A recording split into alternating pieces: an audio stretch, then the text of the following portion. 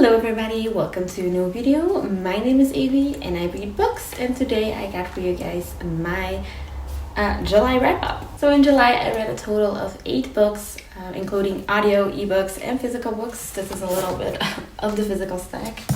I also read a couple of Dutch books and catched up on a lot of series. So first up I read A Bridge of Souls by Victoria Schwab, which is the third book in the Cassidy Blake series, or trilogy actually. It's a middle grade fantasy series about a girl named Cassidy who can see through a veil and has to stand on ghosts. I gave this one 3 out of 5 stars because I did enjoy it, but it felt a little repetitive. So I did really like it. This one takes place in New Orleans. The first and the second one always takes place in a different city around the world actually, because her parents are like making a TV shows about hunting ghosts and haunted places.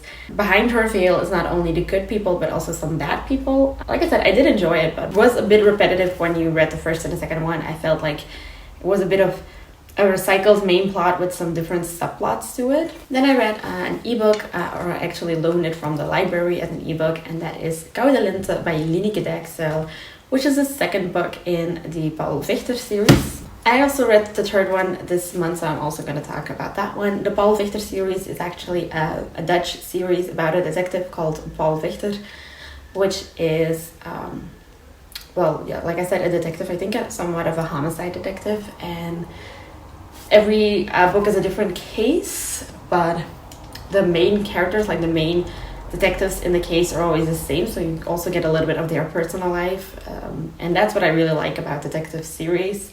That you have a different case, but it's also a little bit different because of their main lives are discussed. I gave both of these 3.5 stars. I do really like the writing style. It's a really nice read. Most of the time I don't know exactly who did it. Well, no, I'm wrong. You know sort of who did it because you also have like a person who's guilty's perspective, but you don't really know why they did it sometimes. Sometimes you can figure out like the motive, but not who exactly is that person. So it's really nice to like work through the mystery and through the case yourself. Then I read a book for my book club, which was Fanshawn by Marina Volkers. I have a Dutch book club, or a Belgian actually, and a Dutch book club where we read a Belgian and a Dutch author normally every month, but recently we're not doing it every month anymore because we have difficulties with picking a book and people responding to it. It's a long story, but like we have actually a Facebook group down below, so if you want to look it up and you speak Dutch, definitely do, and click that link down below. But this book is about a girl who is Faye, and she's 10 years old when she like sort of falls off the cliff. Well, not a cliff, but like a little ledge near the water. And Sean, who is 6 years older, is a guy who kind of saves her. At that time, Faye is 10 years old, I think. So Sean is 16, 17 years old. And there was actually a friendship forming, and it takes place through like multiple years. I think 10 or 12 years long, the book. So I did really like it, that there was an evolution. I kind of predicted what was going to happen eventually, but I always feel like with contemporaries or with romances, I kind of know what's going to happen. That's why I don't like to read that much, because I like to be surprised. And that's, I think, also why I read a lot of trilogies and mysteries, because most of the time you don't really predict what's happening. But I do enjoy a good contemporary once in a while. So I gave this one 3 out of 5 stars. Except the next one is not a 3 out of 5 stars. That is The Hating Game by Sally Thorne. I read this through an audiobook, and I actually couldn't keep my mind to it, and I ended up sort of like listening to it, but not listening to it. I don't know how to like actually trying to form my sentence well. Like it was on and I heard it, but I didn't contain all the information, and that's something that tells me like I'm not really liking that book that much if I can't contain what I'm hearing. It was better than another Sally Thorne book that I read that I think even DNF'd, and that was 99% Mine. I did not like that book at all. This one was 2.5 star. This one was a 2.5 star because I did not hate it, but it didn't spoke to me that much, and I didn't even feel the urge to maybe pick it up physically. I just thought like, yeah, it's okay. I am planning on watching the movie though, to see if I maybe like the movie more, although I heard that the movie is not good. I don't know, maybe I'm someone who likes the movie. I do like Lucy Hale though, and if I'm correctly, she's in the movie. So maybe I like it just because of her, I don't know. Then one of my favorite books of this month was Girl Alone by Blake Pierce. I read it on my Kindle, and I did really enjoy this one. This is an FBI suspense thriller from like a detective called Ella Dark.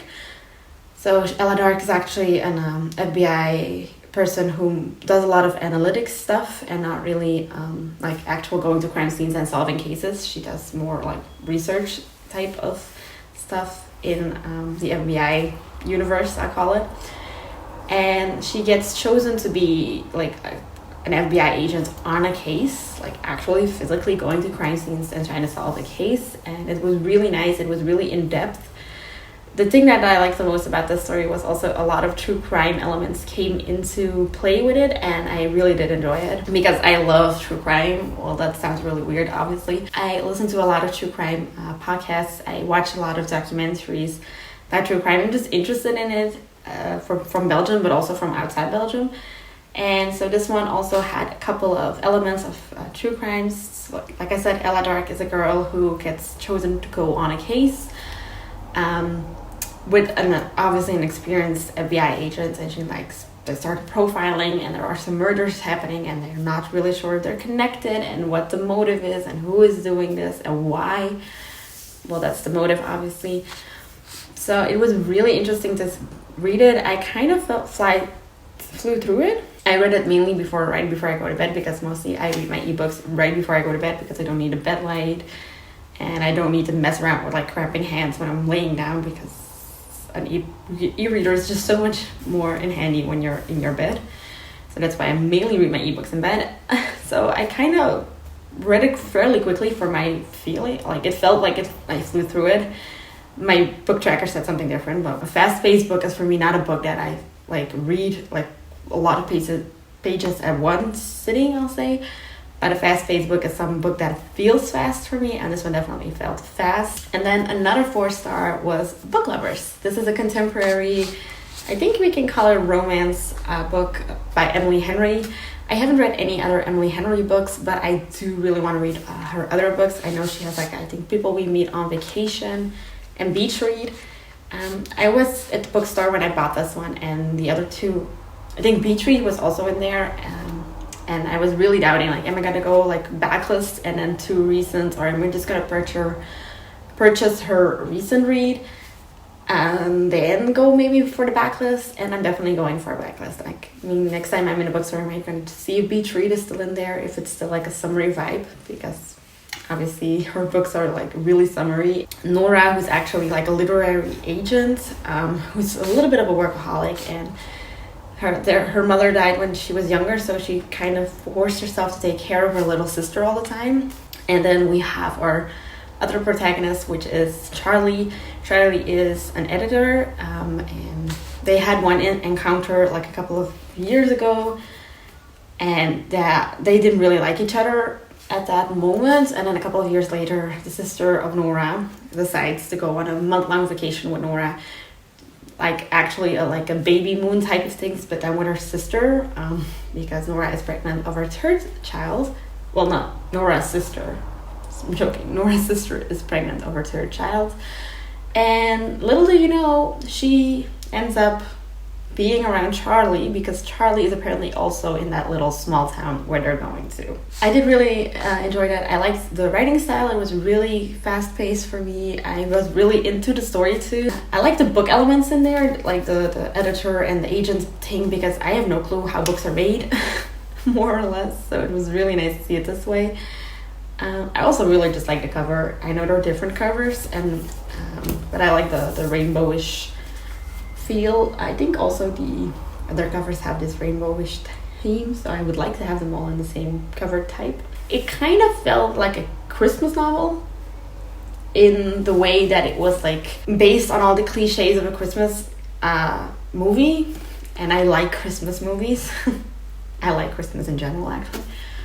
But I don't really like the cliches in books a lot of the time, and I did enjoy it in this one. This one actually also, like, I think in the first page or something says, like, this is how it goes, this is how the love story goes, and like the typical, you know, boy meets girl, girls falls in love, boy hates girl, you know, the typical romance plot. And this wasn't that typical, and it was really nice to see, and I did really enjoy it. And then the last book I read in July was Engels is Doods van Björn van den Einde. This is a book you probably have seen a couple of times, or like this series in general have seen on my channel. It's a Belgian author, YA thriller books about teenagers who solve crime cases, like a little bit on an undercover way, because obviously teenagers are less suspicious than they blend in better than grown-ups just randomly appearing at places. This is the 8th book of the series. It took place back in Belgium, which is also really nice to see because it always takes place like in different cities. I did feel like this one was a little bit inspired on an actual true crime gang from, I think, the 80s in Belgium. Or at least some parts of it was inspired to the Bende van Nijvel, in case you're wondering. And I didn't actually mind it. In the beginning I was like, oh, is he seriously just gonna somewhat copy like the robberies they did and the violence they used, or is it not? And he didn't. I can tell you that. He didn't completely do it. There were some elements that are linked to it, and I don't know if it was on purpose or it was just accidentally sprouted out of his mind, and I just linked that because I have knowledge of like true crime, and I did listen to a true crime podcast about that gang like a couple of weeks ago, so maybe it was just too fresh in my mind and that's why I linked it. I'm not 100% sure, but I did really enjoy it. It was a 3.5 star. I think this one also was better than the previous one or even the previous two, because the previous ones, some of them were a little bit too much focused on like the romantic part between two characters, between Erica and Andreas, and I didn't really like that much because it's a thriller novel and I want thrillery elements, and I don't want teenage love story to be like naive, because I kind of started hating Erica, which is one of the main characters. Like I said, I kind of started hating her.